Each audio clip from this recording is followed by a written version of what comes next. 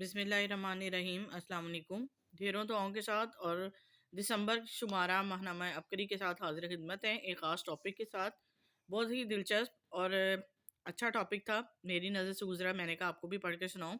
کلو گوشت 8 روٹیاں پکائیں مسئلہ حل، اپنا گھر پائیں کلو گوشت اور 8 روٹیوں کا عمل۔ پڑھتے ہیں اس کو، کیا عمل ہے؟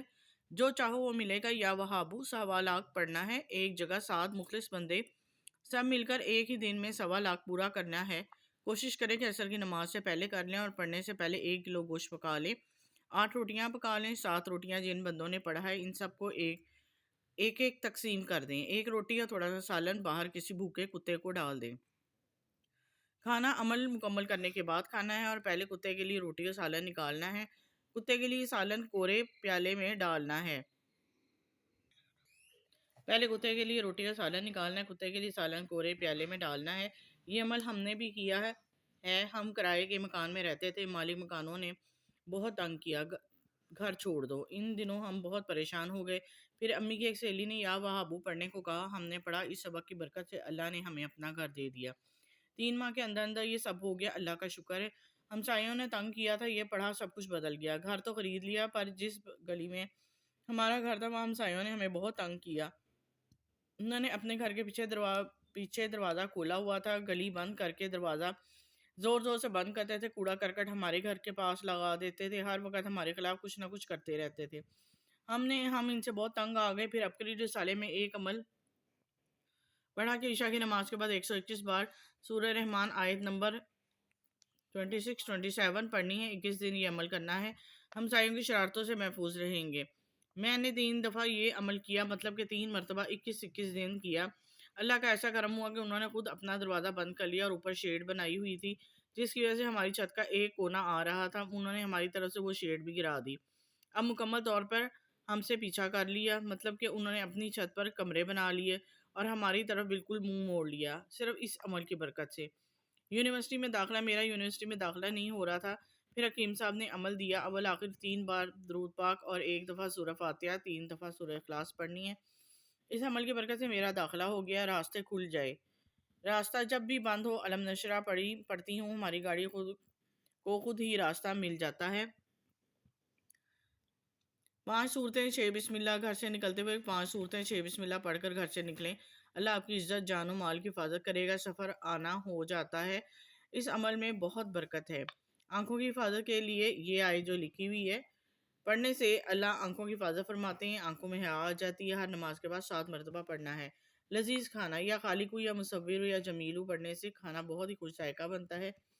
روٹی بناتے وقت پڑھنے سے روٹی بہت ہی خوبصورت بنتی ہے۔ اللہ پاک آپ کو اپنی رضا عطا فرمائے، اللہ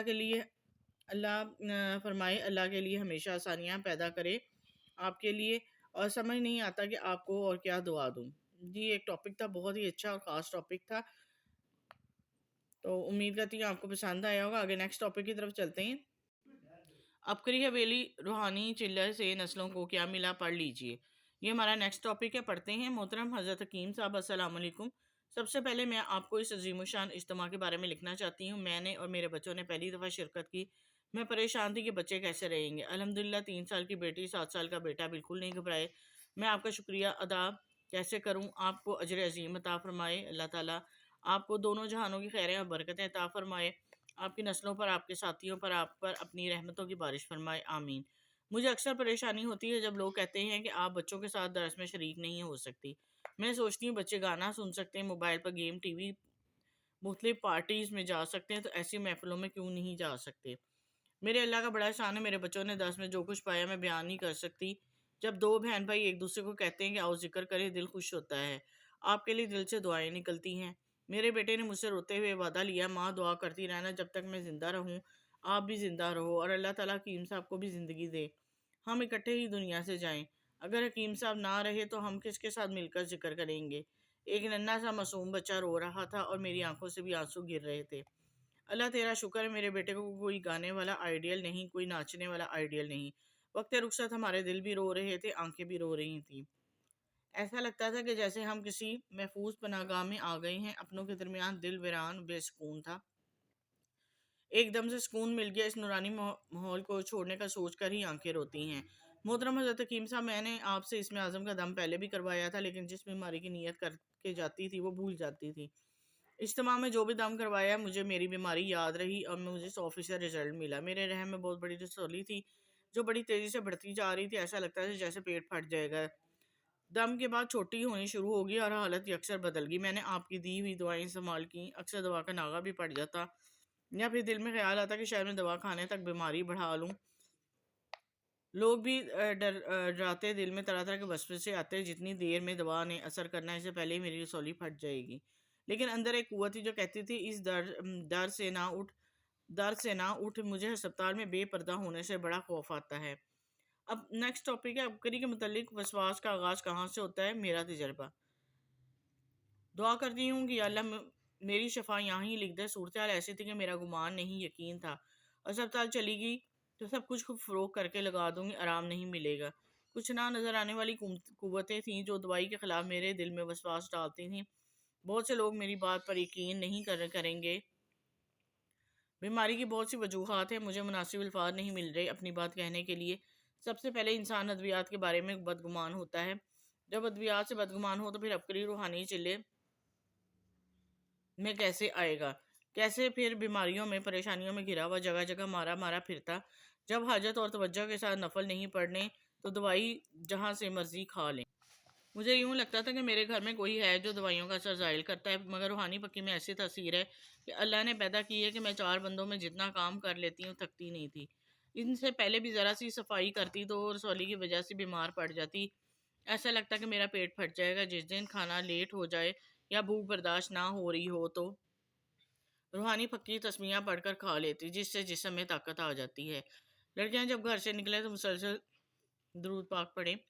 जब भी घर से निकले कसरत से दरूद पाक पढ़े। ख़ास तौर पर लड़कियां जब घर से निकलती हैं, अल्लाह ताला हर तरफ से इनकी हिफाजत फरमाएगा। मैं खुद ही अमल करती रही हूँ, अकेली सफ़र करती थी, गैबी कुव्वत हिफाजत करती। एक दफ़ा हमारा रिक्शा उल्ट गया और दरूद पाक की बरकत की वजह से चोट ना लगी, जैसे किसी ने मुझे खड़ा कर दिया। मैं गिरने के बजाय रिक्शे से बाहर खड़ी थी और मैं दुरूद बकसरत पढ़ रही थी। एक दफ़ा मैंने रात को कपड़े धोकर छत पर फैलाए। मेरी जेठानी और नंद ने सोचा उड़ जाएंगे। उन्होंने मुझे रोका भी कि रात है और हवा भी तेज़ चल रही है, छत पर कपड़े ना डालो। लेकिन मैं मुसलसल दुरूद पाक पढ़ती हुए कपड़े डालती रही। सारी रात तेज़ हवा चली और जब छत पर गई तो तमाम कपड़े छत पर ही थे, उड़कर किसी और दूसरी छत या गली में नहीं गिरे। मेरी जेठानी और नंद सुबह हैरान थी कि ये कैसे हुआ। एक ये छोटा सा कॉलम है, पढ़ते हैं। साल साल पुराना जादू, बंदिश और नज़र बद यूं ख़त्म हुई कि आमिल भी हैरान। मोहतरम शेखुल वज़ाइफ, अस्सलाम वालेकुम। जब से होश संभाला घर का को मसाइल और उलझनों में मुब्तला पाया। तमाम घर बीमार, कारोबार बंदा हुआ, रिश्तेदार नाराज़। बचपन ही से घर वालों को आमलीन के पास जाते देखा और आमलीन को घर आकर झाड़ फूंक करते देखा। अपरी के घर आना शुरू हुआ तो आमलीन के दरवाजे बंद हो गए। दिन ब दिन मसाइल हल होते गए। फिर अबकरी से आस्थाना मन्नत मुराद मालूम हुआ जो कि हजवेरी महल में बनाया गया है। मैंने अपने तमाम मसाइल का हल किया के लिए वहाँ गया। वहाँ मैंने असाब कोहफ के साथ बंदिश तोड़ तिलिस्म का अमल किया। बंदिश तोड़ तिलिस्माती टूटी मिट्टी का कूजा लाया।